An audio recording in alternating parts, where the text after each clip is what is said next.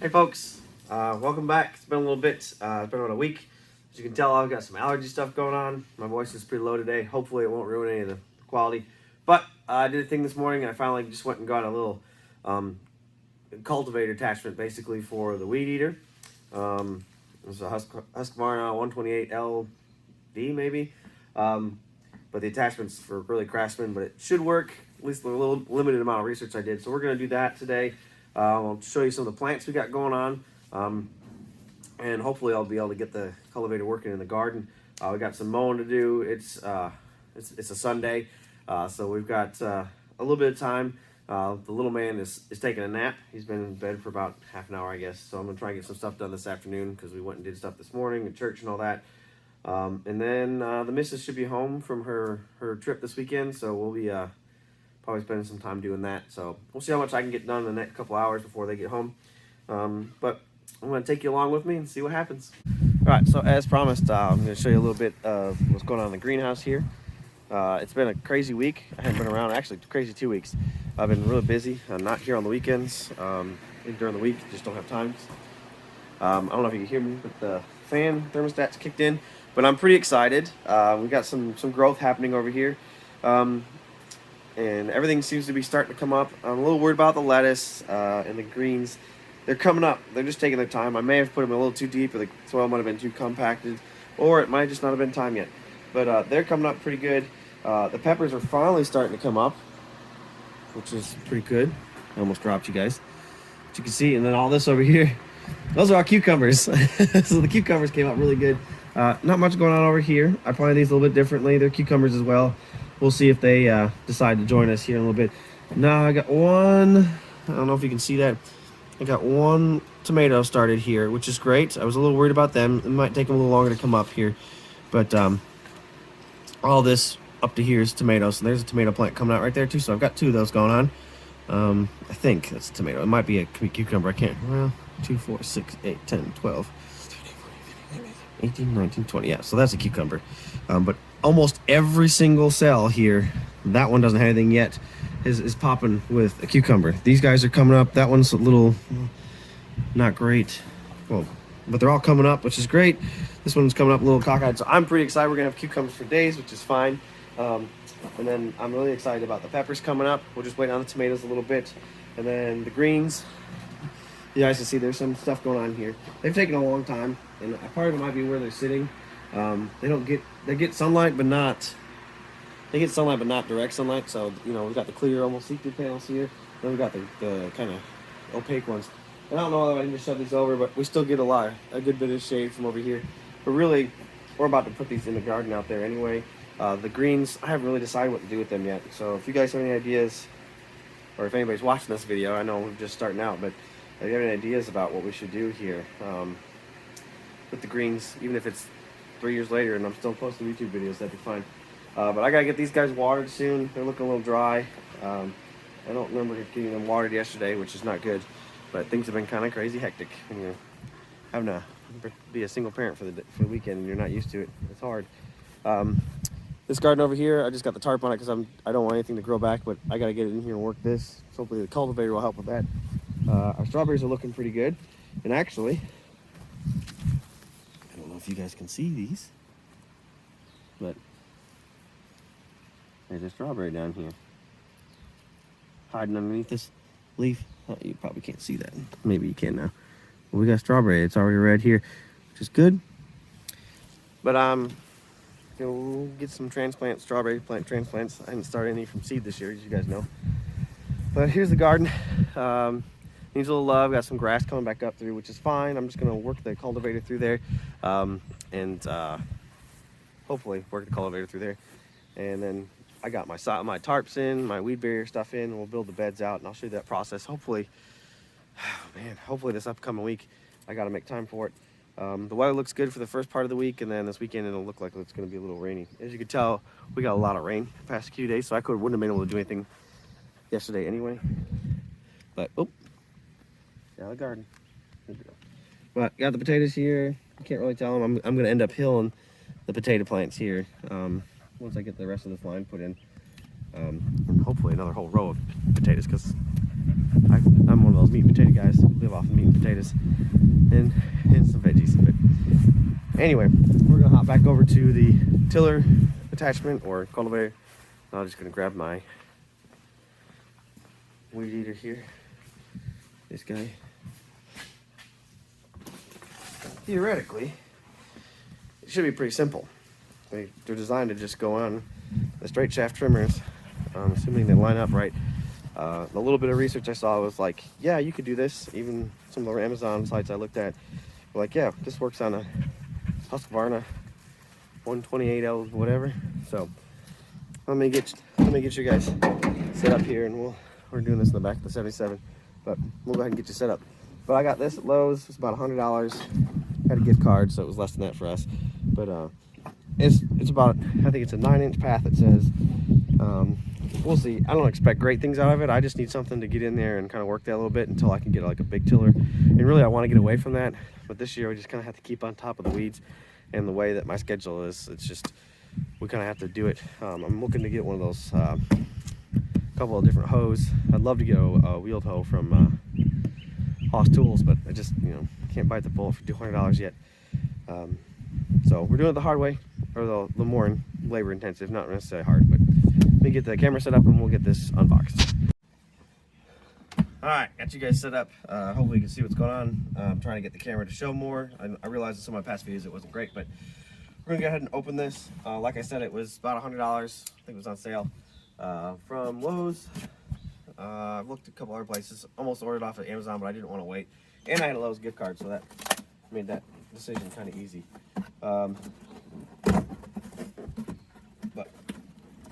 Really, this is, even if we don't continue to use this, it's not a waste of money because I'll probably end up using it in our flower beds and stuff. Especially if we get back together with the mulch and going on. But pretty easy to open.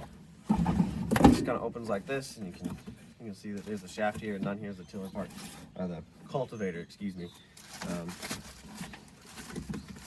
We'll take a look at the instructions here real quick.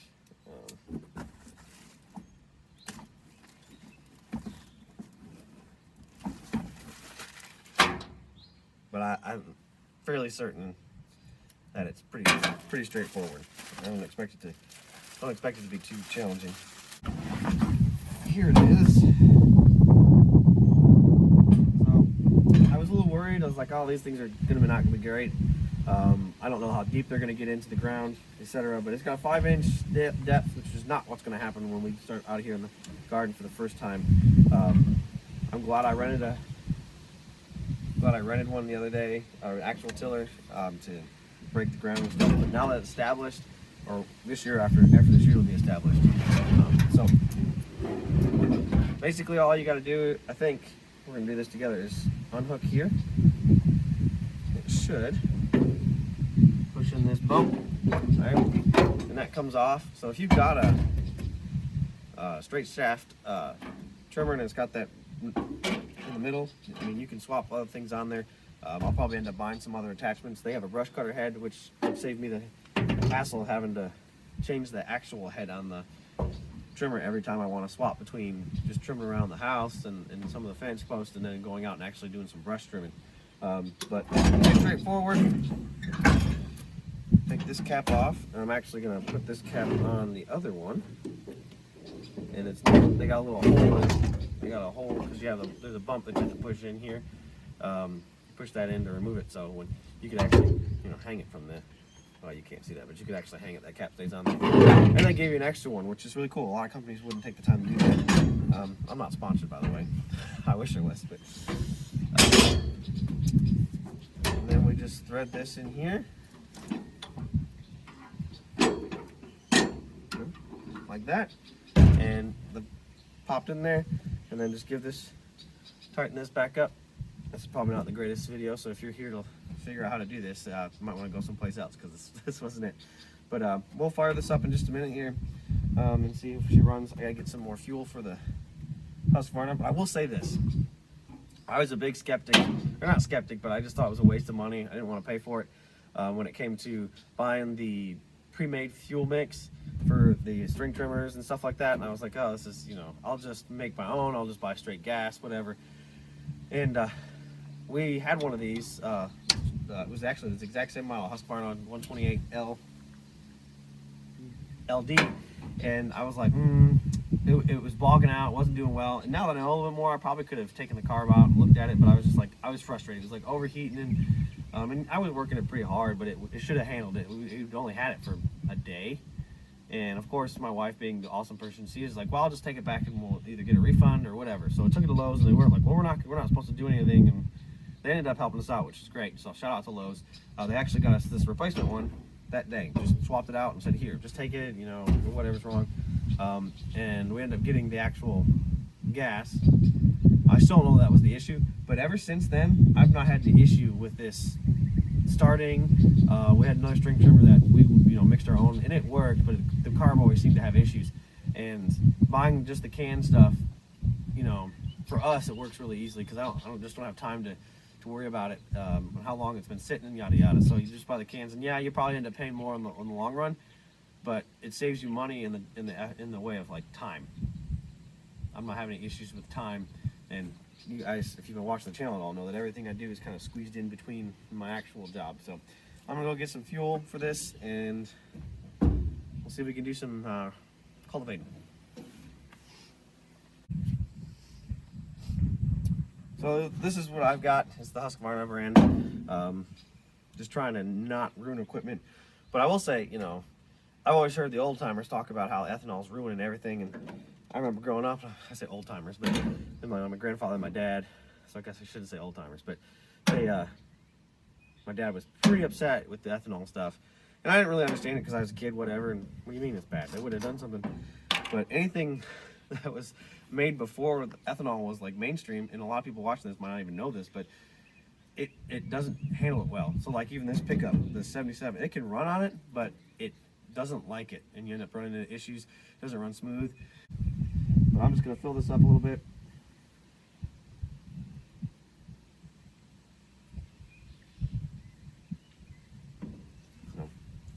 And I really hope she starts today, because after all that blabbing about it, not having any issues, I hope that she starts like she's supposed to.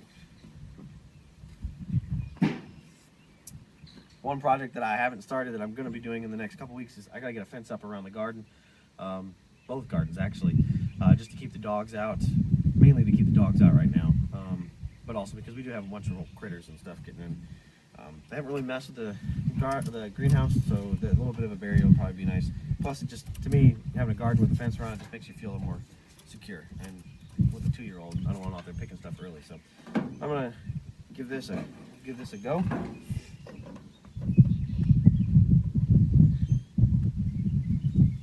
It's pretty simple. If you're watching this and you've never run one of these, and you got an electric one or whatever, and you need something with a little more horsepower to it, it's just got the primer ball on it. It tells you how many times to push it, but I just do it till I can feel the change, to where there's no more air in the line. That's basically what the primer bulb's for. And you can't really, and I used to, when I first did, I was like, well, I don't want to push any more than that, but really you can't. You can push it more than that, and it's just cycling fuel through everything.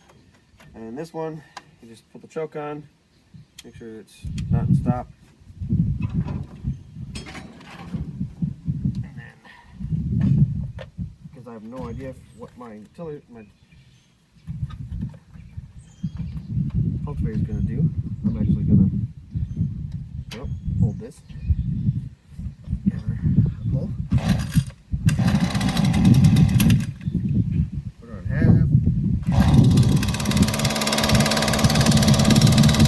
I mean, it doesn't get any better than that. But usually when I swap it over to take the choke off, it does cut out. So.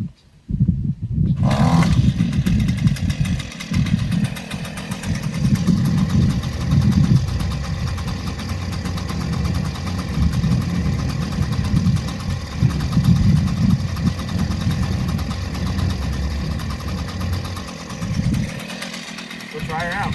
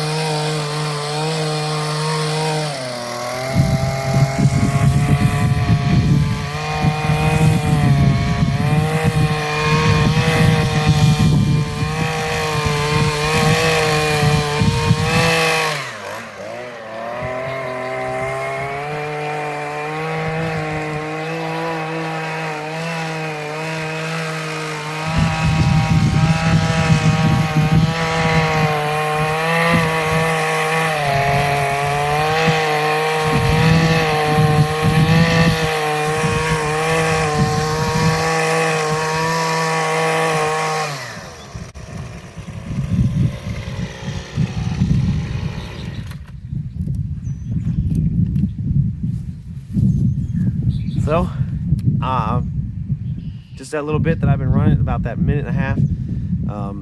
Obviously, if I was breaking new ground, I don't think it'd be great, but I like it. It's doing exactly what it needs to. And I'll take you over here and show you the soil, but it's actually digging into it, which is great. Which is exactly what we want to have happen. It's about perfect for what I need for right now this year. I